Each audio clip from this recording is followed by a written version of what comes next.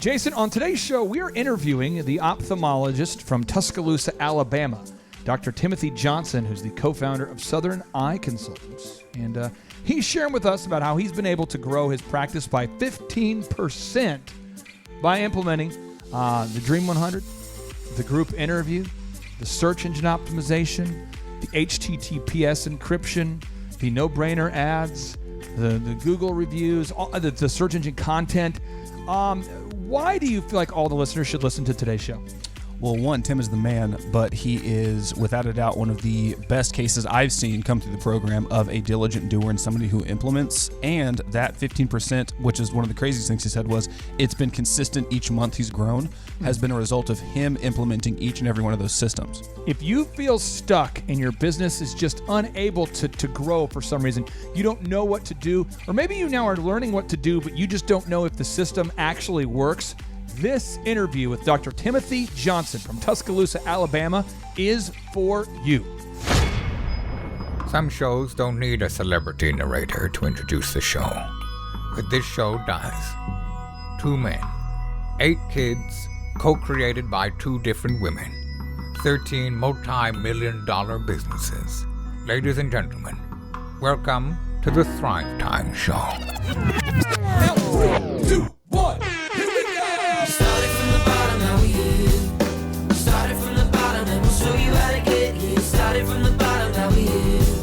We started from the bottom, now we here. We started from the bottom, now we here. We started from the bottom, now we'll show you how to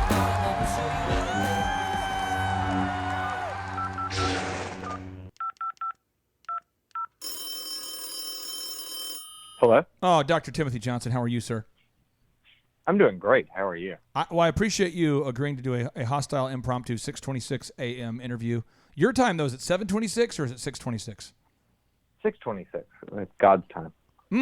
Now, time. I have 2 questions for you. We have so many listeners, about 500,000 listeners a month who listen to the show, and many of which I would say are normal. In fact, I would say most are normal. I don't think most people have been self-employed in large part since the age of 16. And so there's a little healthy skepticism that exists, I think. You're an ophthalmologist. Can you kind of explain your educational background?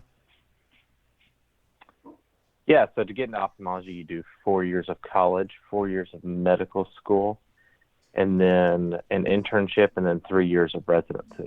And then some people do a fellowship too, but that's the minimum. So when you meet a guy who dresses like Adam Sandler, who has a 20,000 square foot building, who is teaching people how to grow companies, can you explain the healthy dose of skepticism, cynicism, sarcasm, whatever that you have experienced when you and I first met or first interacted? Yeah, I had a lot of skepticism at first because it seemed to make sense, which to me, everything seemed to sound good. When things sound good, I don't like it. But the month to month thing made me feel a lot better.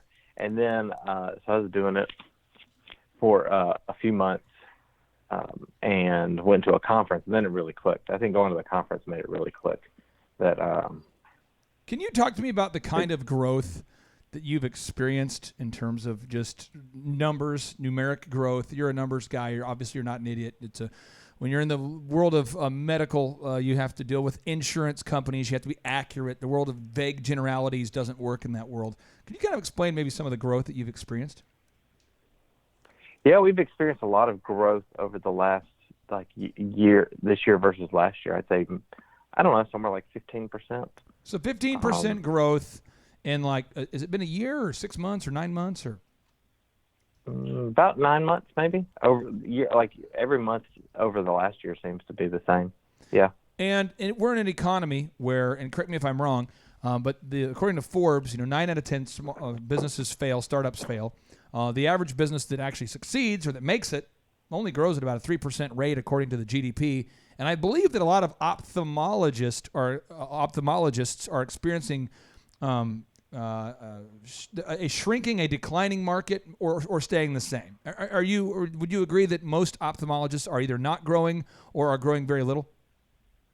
Yeah, I think the market in general, when you're relying on government or insurance and things like that, is getting tougher. And so it's a tough world out there. So talk to me. Keep your head above water. So talk to me about the areas that you have been the most skeptical about, or the areas where you've been like, gosh, I don't know if that's true. Because I think there's somebody out there who is wanting to ask these questions, but they don't, we only have 160 coaching clients. So the vast majority can't talk to us. You know what I mean? What were some of the skeptic points where you're like, I don't know if that's how that works? I would say the big three are the Google reviews, the group interview, and for me, the website content. Okay. I know some people also are skeptical about the Dream 100. That made sense to me beforehand, but the other three didn't. Let's get into the Dream 100. Can you kind of explain to the listeners out there what the Dream 100 is and maybe where you were initially skeptical about it and how it works? So I have a clinic, Southern Eye Consultants, which is just purely referral based. We pretty much don't do primary eye care. We do get referrals from other doctors. So optometrists like Dr. Z would see you and then say you have a cataract and send it to us. So we don't generate our own revenue. What we do, you know what I'm saying? We get referrals from other. It's a business to business type business, and so it made a lot of sense to me to need to go out to them and keep my face there. I wasn't doing it as well as I should have, and then you said something that made a lot of sense. You said go there every week because if you show them that you are reliable in going there every week, you'll show them that you're reliable in taking care of their patients. And that I was like, whoa, that makes a lot of sense. There it is. This homeless man's not as crazy as he looks. Now, this is interesting. Is the diligence, the consistent application of effort is what changes things. But what the world wants is a new idea. We want a new idea. Yeah. People go to seminars and going, oh, I got all these new ideas. I'm talking about implementation. I think you've learned that about me at this point, but I don't care about education, theoretical education, general education. I care about implementation. And when you do the Dream 100, these are the 4 or 5 steps you're going to go through. Step 1, they say, why are you here? Why are you showing up at my office? I'm an optometrist. Why are you showing up? Then step 2 is it's like, I'm annoyed that you continue to show up. It's kind of it's step 1. It's either you're annoyed or they're just kind of shocked. Step 2, they become kind of curious as to why would you keep showing up. Step 3, it's like, this guy keeps showing up. Step 4, they're like, I kind of like the fact that this guy keeps showing up. And then step 5, they're like, oh, I've acquired a taste for this beer. And even though I didn't like the taste of beer the first 8 times I had it, I've acquired a taste and now I want another beer. Can you kind of explain that cycle? Because you've gone through that cycle, and I think there's a lot of people out there who don't believe it will ever work. Yeah, I think it's just you're going to get a certain amount of referral sources just off the bat. Let's say, I don't know, your top 15%. And then, like I've been working on this business for 5 years, I think. And I've still, this year I was able to convince 1 or 2 to start sending to me. And then I've still got 2 that I'm still working on just for 5 years. Just every time I'll host a dinner and just invite them. And just takes time. You got to break them. It's kind of like my relationship with John Maxwell. I don't know how many times John Maxwell's team shut me down, but eventually they said yes. Now, I've heard that we're supposed to have Dave Ramsey on our show here soon. And Dave, cool. Dave's been shutting me down for quite a while. And we had the founder of Ritz-Carlton on the show, Horst Schultz. That dude shut me down a lot. I remember Michael Levine. That guy shut me down more than anybody. I mean, the PR consultant for Michael Jackson and Prince.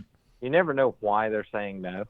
And so if you believe that you provide a better product, you almost owe it to them to get them to use you. Does that make sense?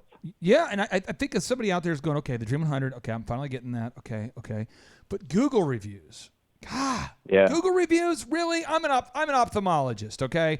Listen, I'm a doctor. I'm a lawyer. I'm a dentist. I'm a home builder. People don't read Google reviews. Come on, man. No one reads Google reviews. It's all word of mouth. I'm a doctor. Can you please help somebody work through the cobwebs of getting Google reviews? I don't get it. It doesn't make any sense to me. It seems like the craziest thing in the world. But it's something. I'll have patients come. I don't know. I text you once a week. Someone will show up and say, "Oh yeah, I just Googled you. So do you want to do my surgery?" I'm like, "Okay." Like, I'm going to do a good job. You're lucky you found me. But yeah, it's something with, you can explain this better than I can, with social validation. Yeah. People need it's hard to navigate the world until you need shortcuts. And that seems to be the shortcut that we're using. Yeah, I have found this. This is really weird, but I remember.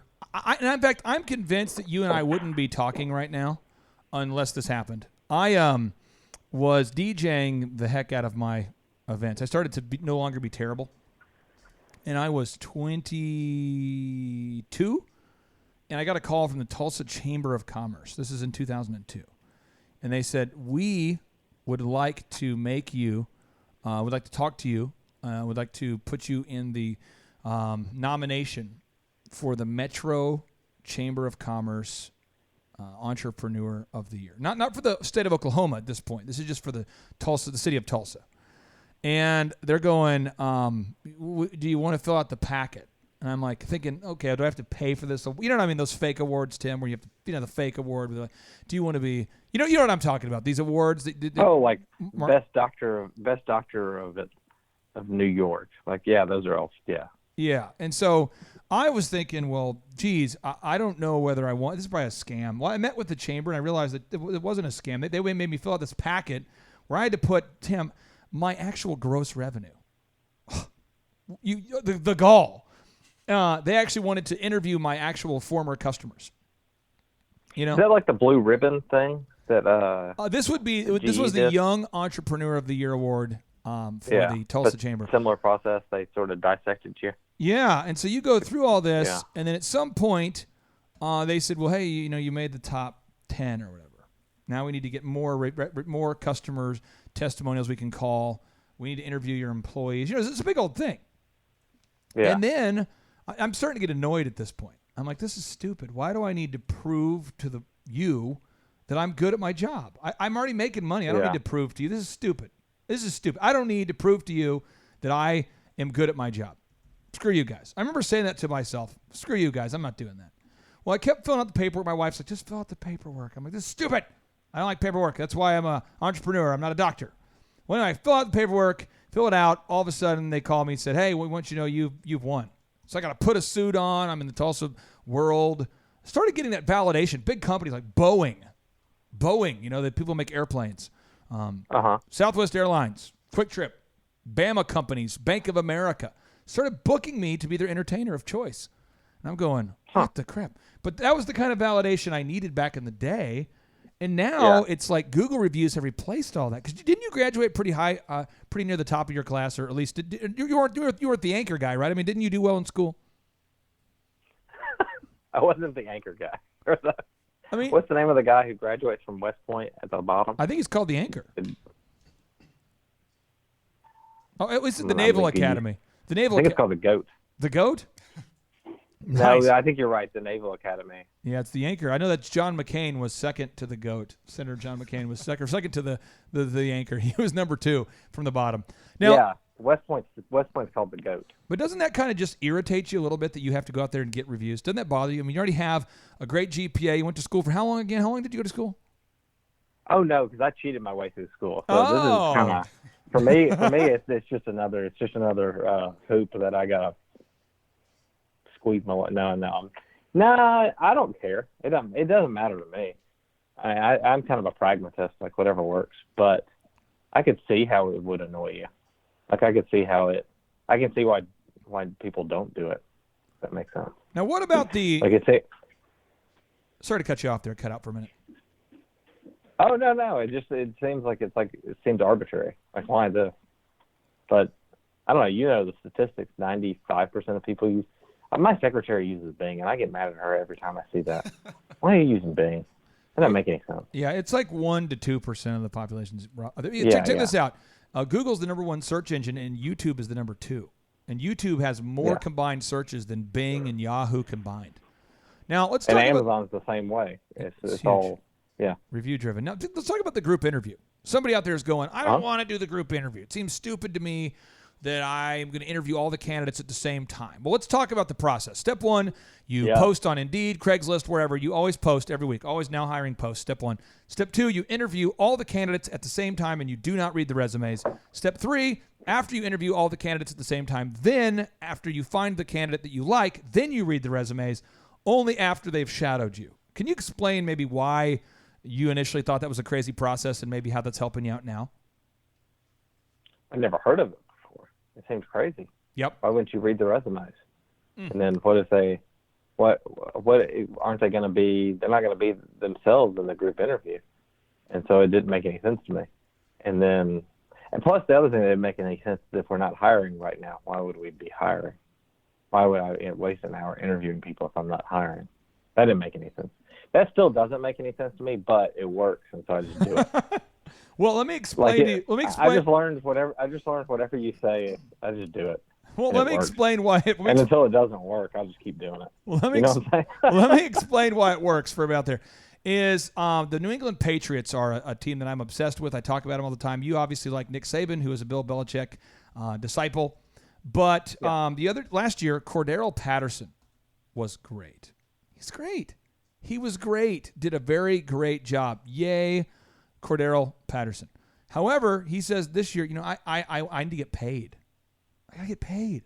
I can't, guys. I know that as a player, I say that the number 1 goal I have as a player is to win a Super Bowl. But you and I know apparently that's not the main goal for some guys. So, but that's Bill Belichick's goal. So Belichick then. What did Latrell Sprewell? He said he got to feed my family. Right after he was making over $10 million a year. That's so exactly, then they get right. Gunnar Olszewski, an undrafted kid from Bemidji State, a Division II football program, who was a defensive back in college, now has taken the spot of Cordero Patterson at wide receiver. Yeah, I just Googled that. Bemidji State. I didn't even know that was a place. Division II, baby. That's Yeah. crazy. And then think about this. So while the Cowboys and every other team in the NFL are begging their players to come back, and players are holding the team hostage, the ownership hostage, because they have to pay them or they won't come back. They're holding out. After they've clearly signed a contract that they've agreed to, they're like, I'm holding out for the big bucks. You can't hold out after you're signing a contract unless you're an a-hole. But the point is, so people say, I signed a contract, I know I agreed to it, but I want to change it. Okay. Right there I have a problem. But Bill Belichick's like, it's cool. It's cool. By the way, when I say a-hole, I mean amazing whole person. You must be an amazing whole person. Just perfect in every way. What an a-hole. So anyway, so then another receiver says, I got to get paid too. Chris Hogan. He's like, I got to get paid. Now to Chris Hogan's credit, his contract was over. To Patterson's credit, his contract was over. But then they've got Jacoby Myers. Jacoby Myers, another undrafted kid. They just signed him. So the Patriots have replaced 2 starting NFL National Football League players with undrafted people. If that's not an in your face to the people who want the bigger contract, they're going to, hey, we're going to win without you, buddy. And they do it every year. But what if Bill Belichick, you watch a little bit of football there, Tim. What would happen if Bill Belichick stopped scouting new talent? Even though people have said verbally, I'm committed, coach. I'll be here next year, coach. What would happen? He's going to be held hostage by his current talent. There it is. And that's what happens. Yeah. And that's why we can never stop. And I'm not ripping the program of NC State Wolfpack football, but I don't know that the NC State is the number 5 football team, number 1 football team in America. Right? Is NC State in the top 5? Currently. Are they usually a top 30, top 20? Teachers. Are they normally top 25? You watch college football more than I do. Are they normally top 25? Not usually. So if NC State has a guy, and by the way, Jacoby Myers, in college played quarterback, and they switched him to receiver towards the end of his career. But if you stop that group interview, you're going to be held hostage. Now, search engine articles. Can you talk to me about your overall wrestling with or grappling with how Google works? I didn't get it. And then, what really flipped the switch for me was listening to those articles, those interviews you sent me. Oh, with Bruce Clay?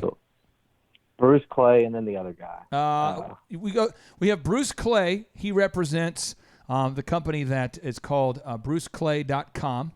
It's a great company, and if you type in Thrive Time Show Bruce Clay, you can hear my interviews with him.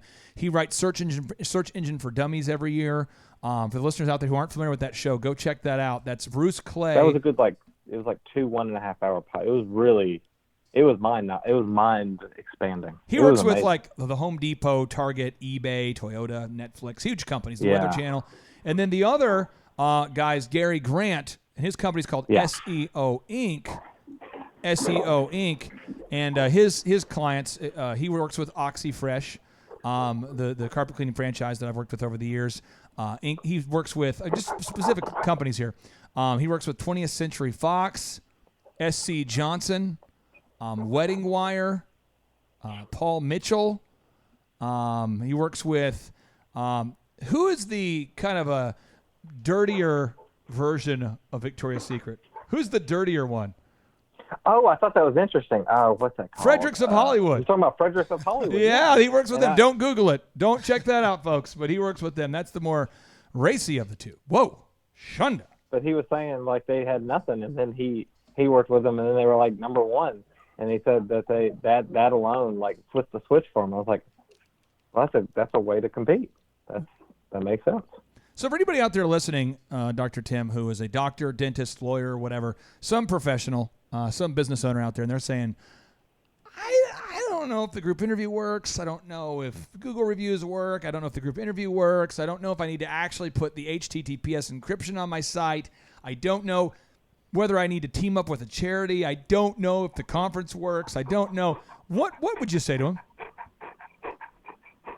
Just try it. It's only $1,700 a month. If you don't like it, you can go back to keep doing what you're doing.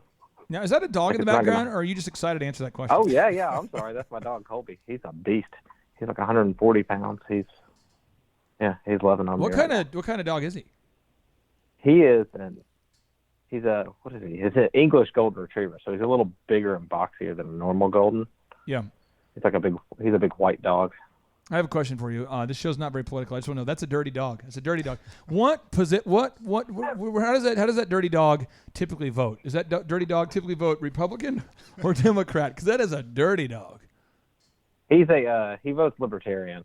Nice. He's a live and let live kind of guy. Okay, so if you're out there, by no means are we saying passively, aggressively, or aggressively do only dirty dogs vote libertarian. But as on behalf of all the dirty dogs out there who do vote libertarian, welcome to my team, Team Libertarian. Yeah, we Team just Dirty Dog. Team Dirty Dog. That's we got the elephant, right? Yeah. And then you got the donkey. Elephants for the Republicans, he'd be a the great donkeys mascot for the libertarians. We need, what kind of He's dog is he? hanging out. What kind of dog is he He's again? just gonna hang out and leave you alone. He's a English golden retriever? You say English golden retriever? yeah. If you Google, hang on a second. I'm Googling right now. I'll tell you that. Oh, wow. Oh, he's a beautiful dirty Yeah, dog. yeah. So they look a little different. So if you look at, go to Google Images, Yeah. and then, the first picture. That's kind of what he looks like. Do you wash They him? look a little different. They're basically golden, but they're like boxier and creamier, I guess, in color. Do you wash him, or is he really a dirty dog? It's like fighting the ocean. It keeps coming. It's like that Nordic king who fought the ocean. You can't fight it. He stays dirty. He's filthy. Hey, well, I appreciate you for joining us this morning, and if you need anything, man, I'm just a text away, and I hope you have a great day with your kiddos. Cool. Thanks a lot. Take care, man. And now, without any further ado, 3,